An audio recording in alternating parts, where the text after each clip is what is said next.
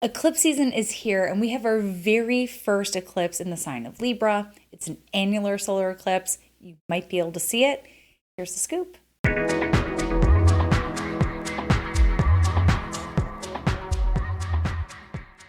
What's up, everyone? Eclipse season is officially upon us, and this is going to be our very first eclipse in the sign of Libra on October 14th, 2023. So we saw our first eclipse in Aries back in April 20th to be exact. And so we're still wrapping up this Taurus Scorpio series that's been going on since November of 2021. We still have one more of those at the end of October, but that's another video for another time.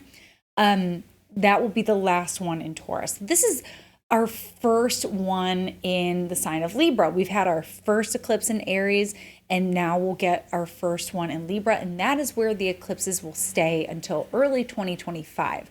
So what we're going to see is we're going to start seeing a new set of themes start to emerge in our own lives as well as in the world. Now, this axis of Aries Libra has a lot to do with leadership, because ironically we have the sun in its exalted sign of Aries, and then we have the sun in its fall in Libra. So we have themes of leadership going on here on the world stage, as well as in our personal lives. We have a lot of Aries Libra themes, which I explored in another video. You can check that out. It's the nodal axis, the nodal shift into Aries Libra. Please check that out for a full deep dive into the range of the themes that we may expect there personally and collectively. But this is going to be pretty big because this will be our first one. Now I want to show you something cool. Now, in true eclipse chaos and realness, we've got a neighbor mowing the lawn. So if you hear that, ain't nothing I can do about it. We still got to keep going. That's kind of the energy of eclipse season. We got to keep going. Let's look at the chart. This is a solar annular eclipse. So what that means is that it's going to be a total eclipse, but there's going to be a ring around the sun. So annular means ring, and so there's going to be a little ring visible around the occulted moon. And here's where you can see it. So if you are in the United States, this is going to start up in Oregon, I believe, and it's going to scoop down into Central America. So yeah, Oregon, moving through Nevada, Utah, Mexico, Texas, into the Yucatan Peninsula, in Mexico, Honduras, Nicaragua, and then we've got Colombia and Brazil here. So yeah, if you live along this red line here, you'll be able to see the eclipse in its full glory. It's worth it. If you have to drive 20 miles, it's worth it. Because if you're going to be this, and then it's going to decrease in intensity. So if you're within this black line and the red one, either one of these, you're going to see about 75% of the totality of the eclipse and so forth. So over where I live, I'm going to be able to see, gosh, about 50% of it. So that'll still be cool if you've got the eyewear. Never look at an eclipse straight on. You got to have the eyewear. And I know we're going to be having another one, another like, quote, Great American Eclipse. So I've already got my glasses, and I'm excited for that in April. But anyway, this eclipse is going to be occurring at 21 degrees Libra, the sign of the sun's fall, in the 10th house for the United States.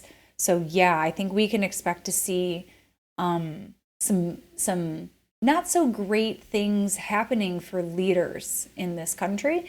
We may see people, I don't know, like say, I'm not going to run. I don't know. We've got this stuff happening with Mitch McConnell. There's all this craziness happening with Trump. I mean, these are still, quote, leaders, sun people. So we're looking at the sun people, the leaders, people who hold space. So even in our personal lives, the bosses at our companies, the leaders, these are who we want to keep an eye on, because we may see, especially on the South Node, a stepping down, a letting go. And yeah, so that will be interesting, or literally a fall from grace. Sometimes the falling can be a fall from grace, something that they're not so proud of could happen. The eclipse is ruled by Venus.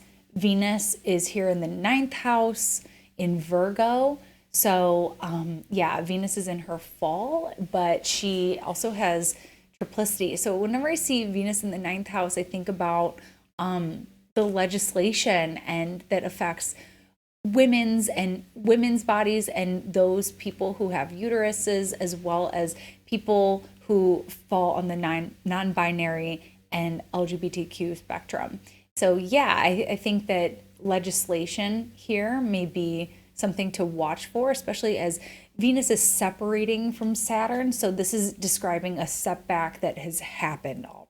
So this may be something that continues to pop up. And why am I talking about this? Because eclipses affect the collective. There's going to be big changes on the collective. But in our personal lives, how might this show up? Libra, a sign of fairness, equality, balance, the need to kind of diffuse the ego a little bit in order to step into a rhythm with someone else. We're going to see big relationship themes showing up here with the sign of Libra. So yeah, take a look at that. Take a look at where Libra is in your own chart, because those themes are going to be really loud relative to whichever house this falls into. So yeah, this is perhaps some sort of legal dispute, something regarding some sort of oppression that is in the past. So something that has happened. So yeah, this is going to be interesting to watch on the world stage. For us personally, the houses don't necessarily matter as much for us personally. You would want to look at where this is happening in your natal chart. But yeah, I would think that a fallen sun ruled by a fallen Venus, there's going to be setbacks. There's going to be stepping down. There's going to be people leaving. There's going to be falls from grace. There's going to be things that are embarrassing or truths that come out, because yeah, this eclipse is going to be in a wide square with Pluto. The eclipse is itself is in a wide square with Pluto, but Pluto is still stationary. Pluto is still square the nodes. So there may be something coming out, a revelation, an expose, some sort of fact finding, something coming out, seeing the truth of something. There might be some sort of power grab that is unsavory, that is seen as unsavory. But yeah, in our personal lives, I think that this can show up as big decisions in relationships. Talks about sharing power, the way that we can show up for one another, the ways that we can help, Virgo, the ways that we can turn toward one another. That's something I talked a lot about in my North Node and Aries video, is how numb we've gotten in our interpersonal relationships in the name of boundaries. We've gotten so numb and frankly, like coarse with one another. We've gotten very coarse with one another. So this may be saying, there's a need for repair. There's a need to mend. So yeah, take a look and see what these eclipses are showing you. Very often the solar eclipse will be event related. There could be a significant event that sort of pushes the needle of the events forward. But sometimes it's an important realization, something that is realized, or sometimes it's happening around you. And this may not be the end all be all of the Libra eclipses. This is the first of many. So see what gets set in motion, see what is new and what's coming.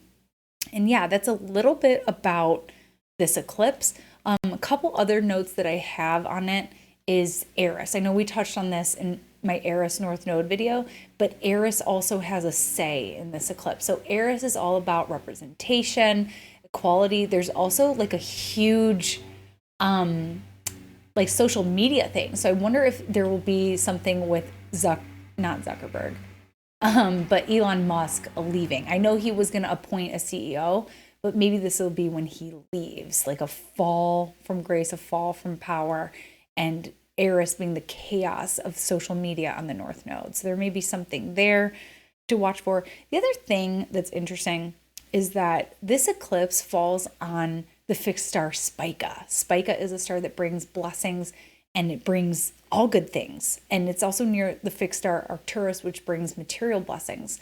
So I'm not quite sure. I'm curious. I'm keeping an open mind about how that's going to show up. But I'm wondering if like this is going to be a fiercer eclipse because, if it's occulting, if it's taking away the blessings and the good things, gosh, what does that mean for us? What is it taking away from us? So yeah, major transitions potentially with Pluto there. So it'll be interesting to see if that eclipse on Spica takes away some blessings. Now, eclipses, they can be chaotic. The ancients did see them as bad omens, so it's not too crazy of a prediction to say that bad things are going to happen with eclipses. But I will say that it's not always bad things. I've seen eclipses do awesome things for people and sort of move obstacles out of people's paths to make things happen for them. So keep an open mind about what this is going to feel for you, and stay safe out there and stay open to what the messages are going to bring. And I hope this eclipse serves you in the highest, and I'll catch you next time. Bye. Thanks so much for tuning in with me today. For more astrology in your world, you can connect with me on all platforms at Astro Catherine.